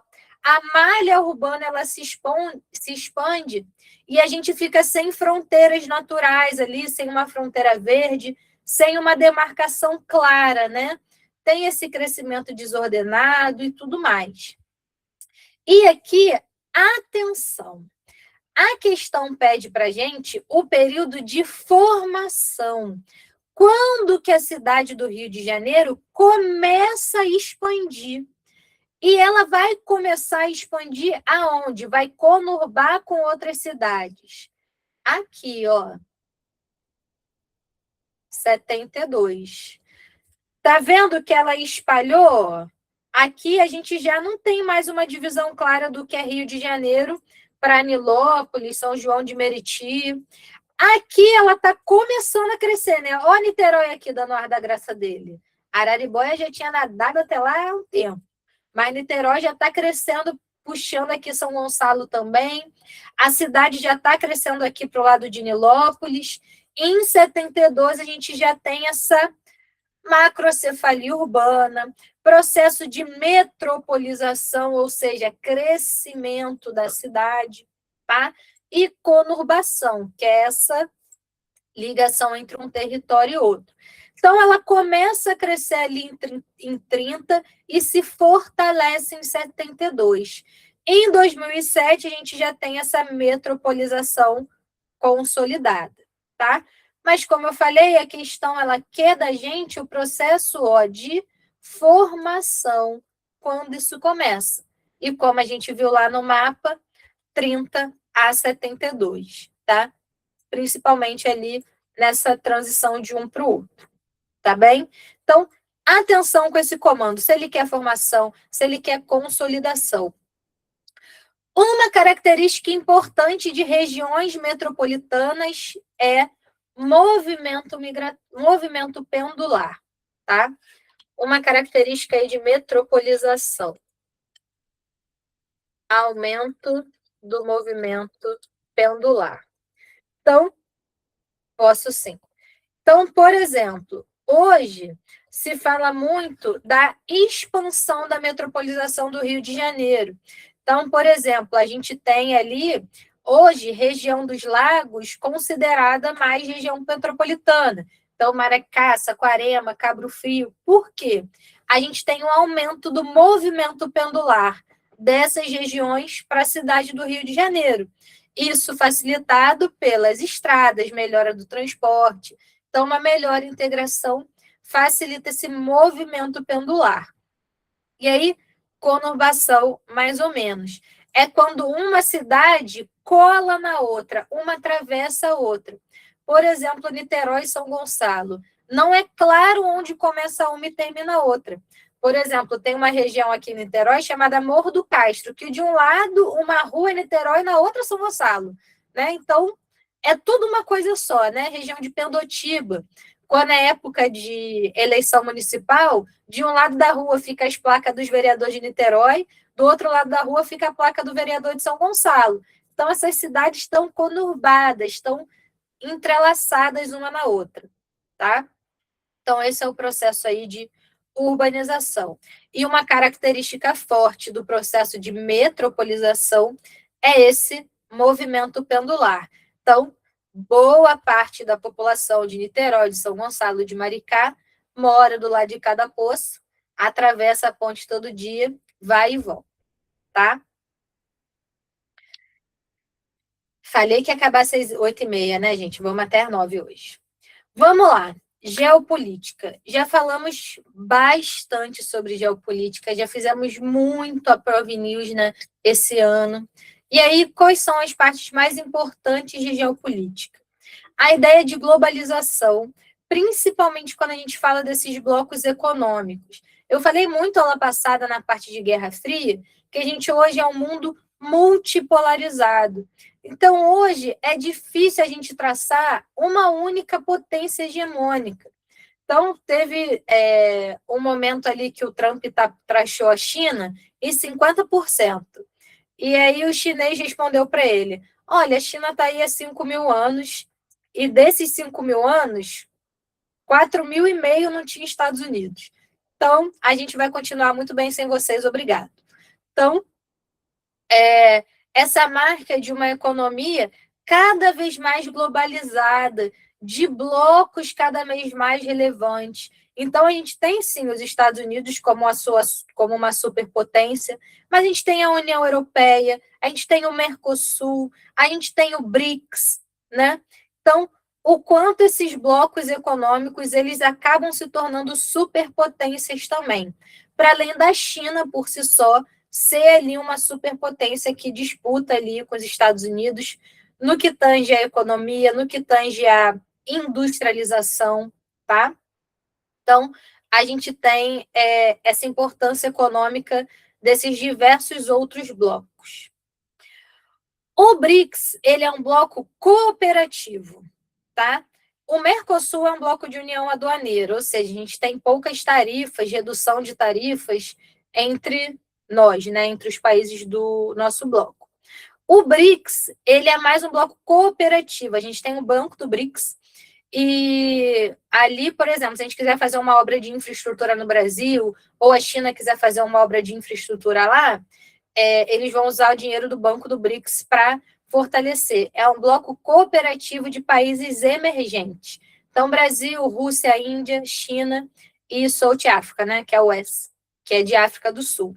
Hoje, Irã, Egito, Arábia Saudita, eu acho que a Argentina queria entrar no BRICS também, não sei com o Milei no poder como é que isso ficou. A gente tem outros países emergentes que também fazem parte, que são menos menores. E os fundadores, Brasil, Rússia, Índia, China e África do Sul. Tá? Mas tem coisas de união aduaneira ali, menos taxas no comércio um do outro. A gente tem práticas de reciprocidade. Então, por exemplo, o brasileiro não precisa de visto para entrar na China e vice-versa, né? Mas o objetivo do bloco é cooperativo. O Mercosul, sim, é um de união aduaneira, tá? Sim, porque a gente tem grandes potências, né? Rússia, China ali, que tentam trocar o dólar, né? Não usar o dólar. Então, os Estados Unidos ficam chateados. As guerras que podem aparecer, Israel e Palestina e Rússia e Ucrânia, apareceram ano passado. Então, pode ser que apareça de novo, obviamente, mas eu acho que esse ano vão focar, apesar de que os Estados Unidos também apareceram muito ano passado, mas eu acho que esse ano eles devem trazer essa parte mais de Irã, de Oriente Médio, tá? E aí vamos fazer questão para a gente formalizar isso tudo? Vamos lá. Aqui eu trouxe essa parte da globalização econômica. México, Estados Unidos e Canadá, assim, é o NAFTA. Mas os Estados Unidos acaba meio que sufocando os outros, né? Os Estados Unidos queria, o Trump, né? Queria colonizar o Canadá, queria pegar o Golfo do México e transformar em Golfo da América. Isso foi questão do ano passado, inclusive, falando sobre essa expansão territorial dos Estados Unidos. E aí, vamos lá. Aqui uma questão econômica. Mudança no comércio de bens dos Estados Unidos. E aí, vamos lá para o gráfico. O que esse gráfico está falando para a gente? Quem produziu mais em determinados anos? Em azul, quem produzia mais era a galera. Em azul, mostrava quem produzia mais em 1993. Em rosa, mostra quem produz mais em 2016. O que a gente vê aqui? O E é a União Europeia, então são os 15 países, né? As 15 maiores países da Europa. A União Europeia era maior em 93 e caiu um pouquinho em 2015. O Canadá era grandão em 93 e caiu legal em 2016. México era pequeno em 2016 e cresceu em 2015 e 2016. China era pequenininho em 93 e boom, 2016. É a maior disparidade que a gente tem. E aí, já destaco para vocês. Quando a gente tem um caso assim no gráfico, né? Vou destacar aqui China e Japão, que é esses picos. Em geral, a questão quer saber sobre isso, né? Por que a gente tem esse pico? No caso, o Japão era grandão em 93, pequenininho em 2016. Então, a gente tem uma troca. O Japão era grande em 93 e a China pequena. Depois, a China ficou grande e o Japão pequeno. Vamos lá. E a mesma coisa México, né? México era pequeno e cresceu. O processo de globalização das últimas décadas vem redefinindo o fluxo de bens entre os países. A gente chama isso até de divisão internacional do trabalho, mas não precisam ficar muito presos a isso, não. Quer dizer que mostra como, por exemplo, os países mais elitizados hoje concentram mais as partes de tecnologia, de inteligência, enquanto os países emergentes concentram mais essa parte de indústrias de bens de consumo. Então, a gente pensar, enquanto os Estados Unidos investem ali no iPhone, no PlayStation e na NASA, a China está investindo na Shein, na Shopee, né? Então, essa diferença de polos industriais. Apesar da China hoje ser um super produtor de microchips, carros elétricos, foguetes, tá? É só para a gente ter essa imagem mesmo. A partir do gráfico, a mudança dos locais de origem dos bens pode ser explicada pela seguinte característica do processo de globalização. Então, como eu falei, a gente está falando de um lugar que tinha muito, passou a ter pouco, lugar que tinha pouco, passou a ter muito. Qual é o nome disso quando a gente troca? Nicole falou que está achando ali que é C. E é isso mesmo, redistribuição. Eu estou redistribuindo. Então, quem é grande ficou pequeno, quem é pequeno ficou grande. Eu tirei daqui, joguei para lá, tirei de lá e joguei para aqui. Redistribuir. Então, uma redistribuição territorial das atividades industriais. Agora, olha só. Difusão espacial das fontes de matéria-prima. O mapa aqui está falando, o mapa não, o gráfico aqui está falando de onde estão as maiores minas de ferro, as maiores minas de petróleo. Não. O mapa não está falando de matéria-prima, então não é isso. Está falando sobre produção de bens de consumo, né? Sobre indústria. Integração nacional dos centros de tecnologia.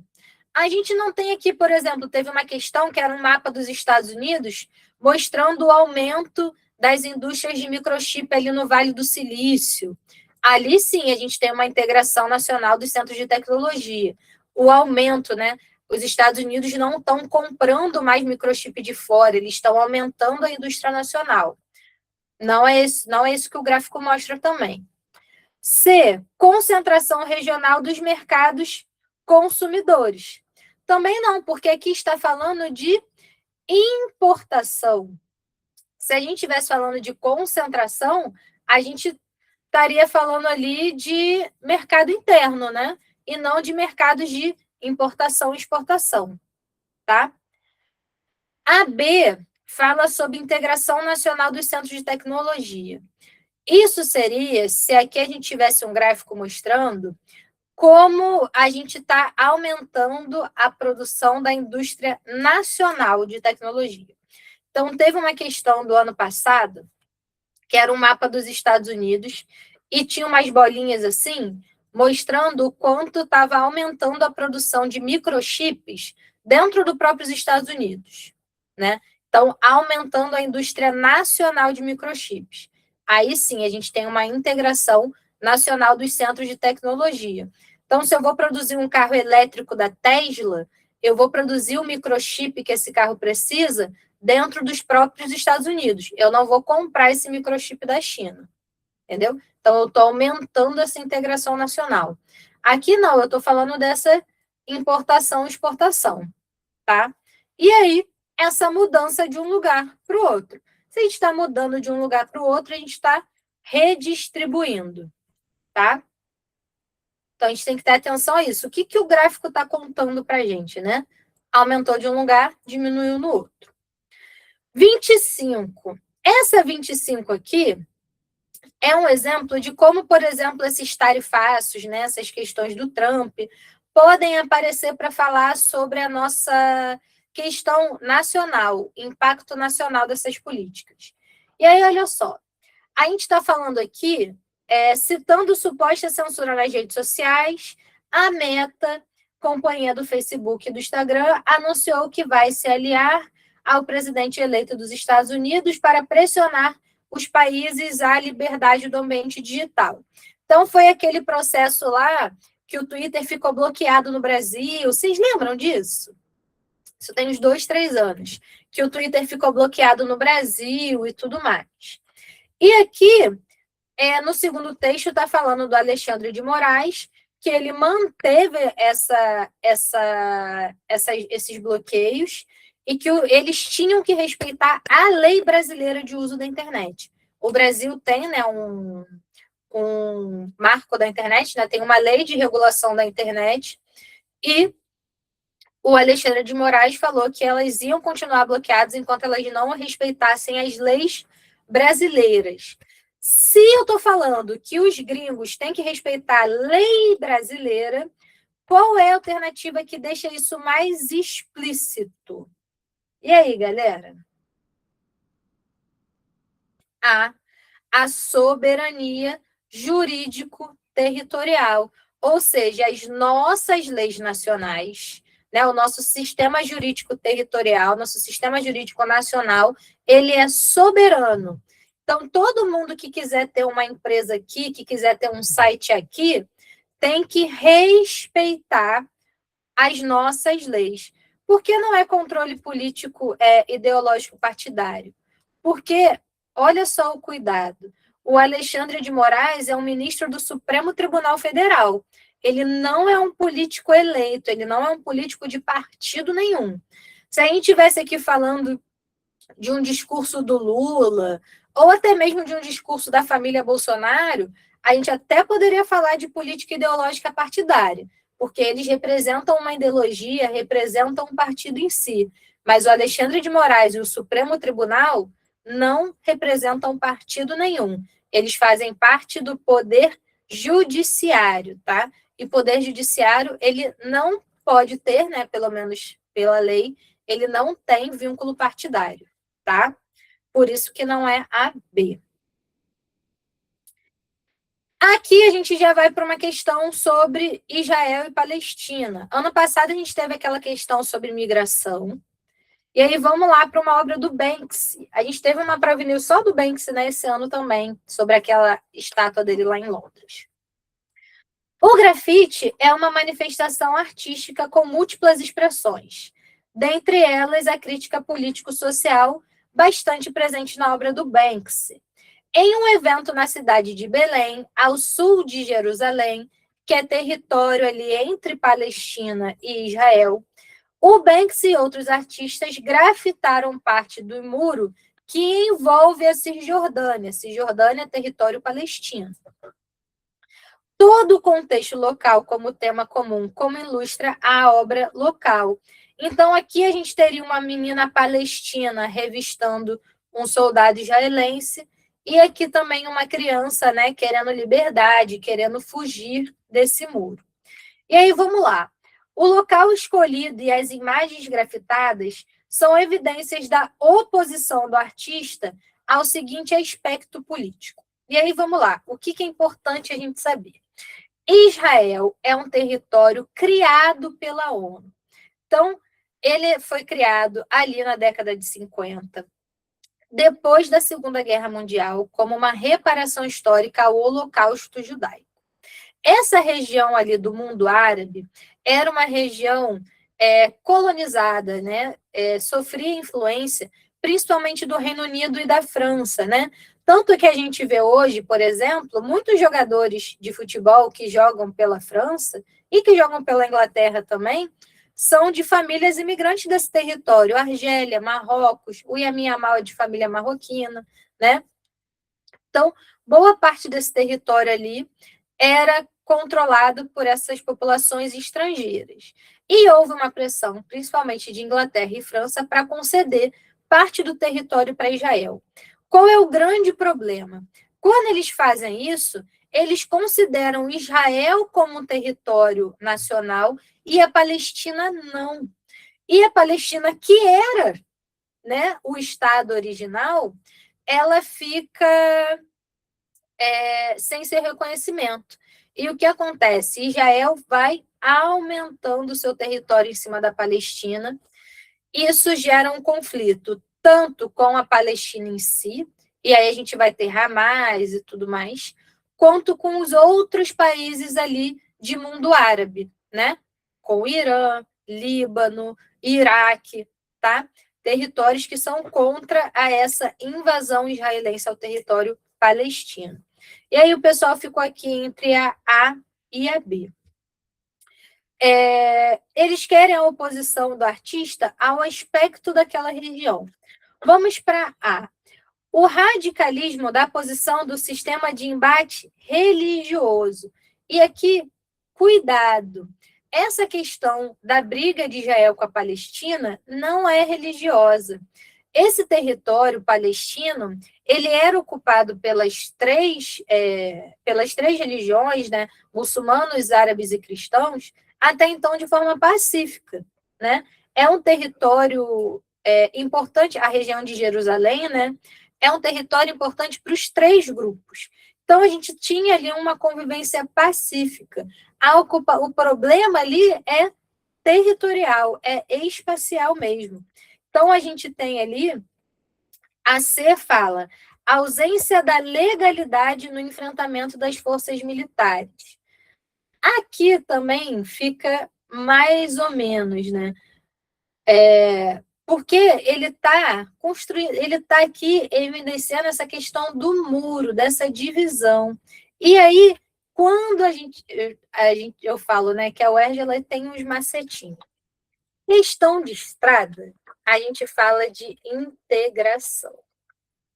Questão de muro, a gente fala de segregação. Escrevi Mauro em vez de muro. Então, o que ele está falando aqui? Né? Que ele escolheu os muros daquele território para fazer a sua arte. Então, o local escolhido evidencia a oposição. Que local escolhido é esse? É o muro que é construído na Cisjordânia. Então, é a B. É a assimetria de poder no processo de segregação espacial. E aí, lembra aquilo que eu falei? Israel, ela tem o seu poder reconhecido e a Palestina não, né? Então, quando a gente escolhe um muro, por que a gente está falando? Por que um lado é tão poderoso para determinar o território e o outro não? Por que Israel é um Estado e a Palestina não? Tá? Então, aqui o que o comando quer? Por que ele escolhe esse lugar? Por que ele escolhe um muro? Quando a gente está falando de muro, a gente está falando de segregação. Quando a gente fala de estrada e de ponte, né? Fala lá, tem uma questão que o Putin construiu a ponte da Crimeia. Para quê? Integrar o território da Crimeia e a Rússia. Né? Para isso que se constrói ponte. Muro tem uma questão da Coreia do Norte. Por que a gente tem um muro? Segregação socioespacial, segregação étnica, eu acho que está entre coreanos do Sul e coreanos do Norte. Tá? Então, atenção a isso. Aqui, se estivesse falando da guerra em si, poderia até falar sobre essa questão da ausência da legalidade na guerra, né? Porque os israelenses estão fazendo absurdos aí. Mas, como ele está falando do muro, aí é segregação socioespacial. Aqui, para fechar a nossa última questão, uma questão geopolítica também falando de Israel, mas aqui a gente pode entrar até nessa questão, puxando ali, lembrando que é Israel e Estados Unidos juntos contra o Irã. Aqui está falando de a região onde os Estados Unidos mais dá dinheiro. E os Estados Unidos dá mais dinheiro para Israel. Porque dentro daquele mundo ali de Oriente Médio, Israel é quem mais ganha dinheiro. Qual é o interesse dos Estados Unidos em Israel? É cultural? Não, né? Principalmente se a gente for pensar que a base cultural de Israel é a religião judaica e os Estados Unidos é majoritariamente protestante, então cultural não é. Humanitária? Não, né? Principalmente se a gente estiver pensando em governo Trump. Humanitária não vai ser. Demográfica, então, pensando na população, nos índices populacionais, não, vai ser geopolítica. Israel é um parceiro de guerra dos Estados Unidos. Se a gente for pensar ali, guerra contra o Líbano, guerra contra o Hezbollah, guerra contra o Hamas, guerra contra o Afeganistão, guerra contra o Irã. Eu vi esses dias até uma charge assim, por que o nome da guerra é sempre da população afetada pela guerra? Aí a resposta é, porque senão todas as guerras seriam guerra dos Estados Unidos. Porque a guerra dos Estados Unidos contra o Vietnã, guerra dos Estados Unidos contra a Coreia, guerra dos Estados Unidos contra o Afeganistão e por aí vai, né? Então, a gente tem esses impactos. E isso é o interesse geopolítico. Os Estados Unidos, o Israel, é o braço dos Estados Unidos e da União Europeia no Oriente Médio, né? Ele que faz essas pontes. E alguns outros territórios também. Então, por exemplo, o Catar, o Iêmen já foi invadido pelos Estados Unidos, essa região de Dubai, tá? São regiões onde a gente tem o domínio americano. E aí, eu vi que o pessoal já colocou aqui. Ponte e estrada integra. Muro separa, tá? Então, pessoal, vou deixar aqui uma boa prova para vocês. Já estamos aqui, vai dar 9 horas da noite, né? Vamos encerrar nossa aula por aqui, tá? Eu lembro que alguém tinha me pedido uma questão do Catar. Tem alguma coisa específica sobre o Catar que a pessoa tinha dúvida? Eu acho que era a Raquel. Eu vou liberar agora esse material, vou até salvar aqui, ó, porque às vezes eu saio e não salvo. Ó, até salvei e vou mandar para vocês, tá? Então, gente, descansem. Qual questão do Catar? Essa? Era essa aqui mesmo?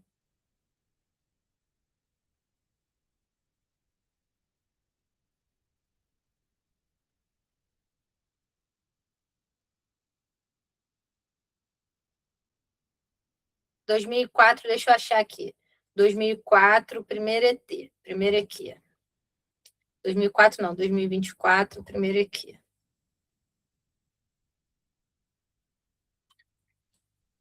Já abriu até em uma. Boa prova, a gente descansem. Amanhã não fiquem focando não, gente.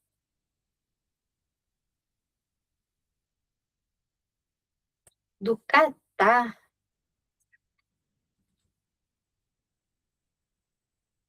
Ah, 52. É essa aqui?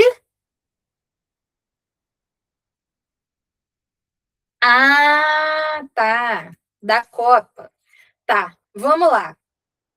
Essa é aquelas de clima, né? O que a gente tem que lembrar, né? Essa é a 20, letra B, né? A questão, a alternativa correta. Isso. A gente tem que lembrar que zero é linha do Equador, tá? Meiuca aqui, do mundo. Na linha do Equador, a gente não tem muita variedade de temperatura, porque a gente tem o sol ali batendo o ano inteiro, tá? Pensa Nordeste brasileiro. O Nordeste está bem ali na linha do Equador. A gente tem, né, uma média de temperatura se mantendo o ano inteiro. Aqui no Catar, a gente tem uma certa variação de temperatura. Então, a gente tem meses aqui muito, muito quentes, né? É o verão, porque é norte, então é o contrário do nosso.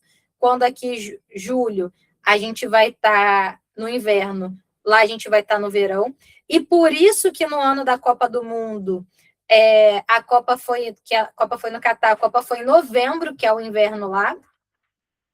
Então, a gente tem uma alta de temperatura muito grande, e nos outros meses a gente tem a baixa.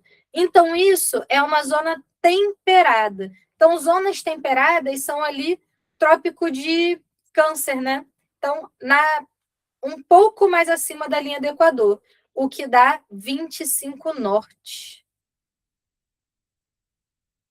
45 norte já vai ser acima do Trópico de Capricórnio. E aí já são as regiões mais frias, tá? Aqui a gente ainda está na região tropical. 65 norte é mar para cima ainda, tá? Então aqui a gente queria uma que fosse acima da linha do Equador, mas não muito, né? 0,5 ainda está ali linha do Equador. Mas aí, galera, é aquilo. Professoras, não faço a mínima ideia. A moedinha do erro. Lembra da moedinha do erro? A moedinha do erro, bota lá e segue o jogo, tá? Mas isso aqui é essa parte no caso das zonas temperadas. Só que em vez de ele dar um mapa da zona temperada, ele deu um gráfico de clima, tá? De forma nenhuma, vamos lá. Essa aqui,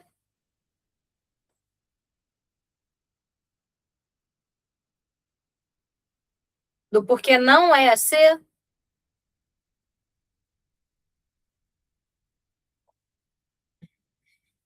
qual? A senhora se importaria de voltar no slide 26, do porquê é a C. Essa.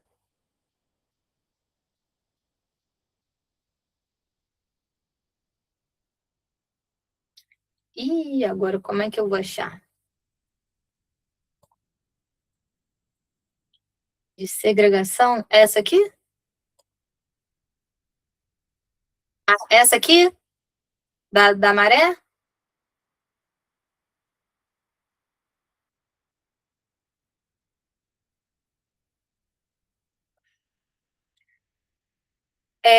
Vamos lá. Deixa eu ver.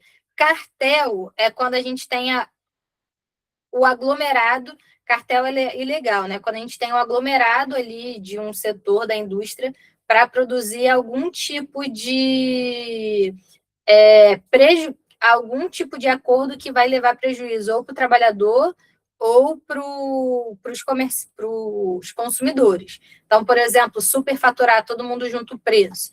A gente tem uma enchente, todo mundo que vende água vai vender a garrafinha de água por R$ 20, tá? Taylorismo é o modelo produtivo, é a racionalidade da produção. Aí a gente tem Taylorismo e Fordismo, né? Que andam juntos. O Fordismo é muito marcado pela esteira. Maria, eu não estou conseguindo achar aqui a questão que você quer. Então, eu vou mandar lá no grupo. Ah, era essa aqui? Ah, a questão da Palestina, do muro. É porque é B, no caso. Porque ele quer saber por que ele escolheu o muro. Porque o muro representa a divisão entre Israel e a Palestina. E aí, se a gente está dividindo, né, a gente está segregando. E existe uma assimetria de poder ali, porque Israel é um território consolidado e a Palestina não é.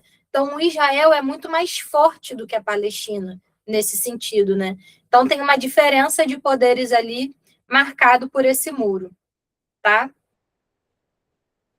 Pessoal, vou mandar para vocês as questões aqui. Qualquer dúvida do pessoal que está lá no grupo, pode me mandar mensagem que eu respondo, tá bom? Então, vamos lá fechar nossa aula. Sobreviveram a esse dia de hoje, que foi um dia longo, intenso. Amanhã descansem, não fiquem fritando a cabeça de vocês, não, tá? Para vocês chegarem domingo na prova tranquilos, tá bem? Beijo, uma boa prova para vocês. Qualquer coisa que vocês precisarem, vocês me chamem lá no grupo, tá? Amanhã é churra, mas sem cerveja para não fazer essa prova de ressaca, hein, galera? Contenham-se. Beber agora só depois da UERJ, tá? Beijo, beijo, gente. Boa prova. Adorei passar esses dias aqui intensos com vocês. Tchau, tchau.